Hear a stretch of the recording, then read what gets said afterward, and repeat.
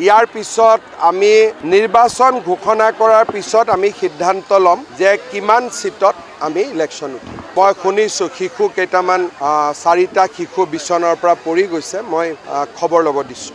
ৰাহুল গান্ধী বোলা ব্যক্তিজন, এই ব্যক্তিজনে ভাৰতত যিকোনো প্ৰকাৰে এটা গণ্ডগোল লগাবৰ কাৰণে চেষ্টা কৰি আছে। কেতিয়াবা জাতিৰ নামত, কেতিয়াবা ভোটৰ নামত। মানুহজনৰ মুখেদি কেতিয়াও পজিটিভ কথা শুনা নাপায়। আৰু সংসদত তেওঁলোকে পাকিস্তানক কেনেকৈ সমৰ্থন কৰিলে তাকো আপোনালোক সকলোৱে দেখিছে। গতিকে ৰাহুল গান্ধীৰ ট্ৰিটমেণ্ট ৰাইজে নিজেই কৰিব। বহুত বেছি প্ৰতিক্ৰিয়া দি একো লাভ নাই। যি মানুহৰ আদৰ্শ নাই তেওঁলোকে গান্ধী পৰিয়ালৰ নেগুৰত ধৰিব।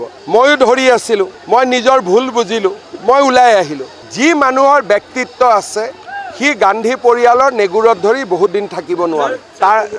তাৰ মানে কি? মোৰ এটা ফোন প্ৰমোদ বড়োৰ তাত যায়, এটা ফোন হাগ্ৰামা মহিলাৰীৰ তাত যায়। তাৰমানে আৰু কি পাৱাৰ লাগে কওক? তৃতীয় ফোনটো অমিত শ্বাহ, 4 নম্বৰ ফোনটো কংগ্ৰেছ। তাৰমানে মোতকৈ পাৱাৰফুল মানুহ এই ভাৰতত কোন আছে? মই অমিত শ্বাহকো ডাইৰেক্ট ফোন কৰিব পাৰোঁ, কংগ্ৰেছকো ফোন কৰিব পাৰোঁ, আৰু BTRতো হাগ্ৰামা মহিলাৰী প্ৰমোদ বড়োক 2খন হাতত ধৰি লৈ খোজকাঢ়িব পাৰোঁ।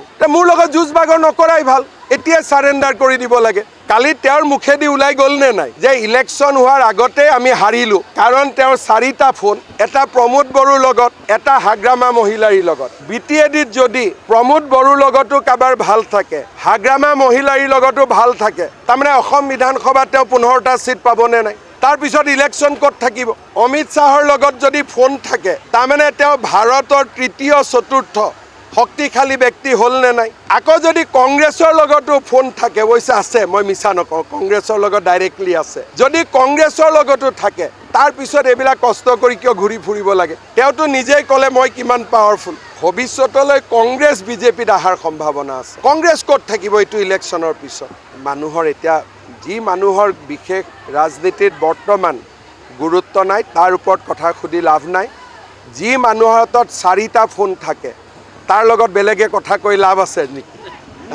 আপোনালোকে কওক, কিবা লাভ আছে নেকি কোনোবাই কথা কৈ? মোকতো অজেয় কৰি দিলে, অজেয়, অপৰাজেয়।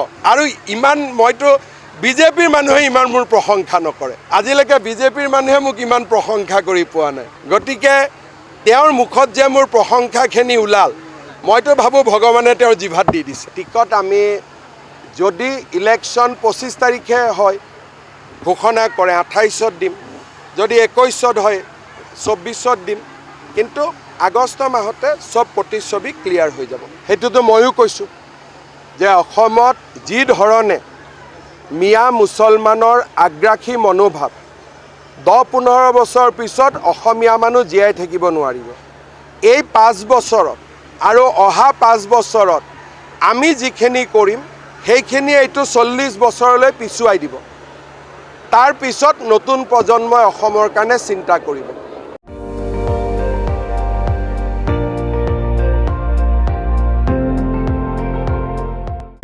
আপুনি চাই আছে ND24, সৰ্বশ্ৰেষ্ঠ নহয়, সৰ্বোত্তমৰ দৌৰ।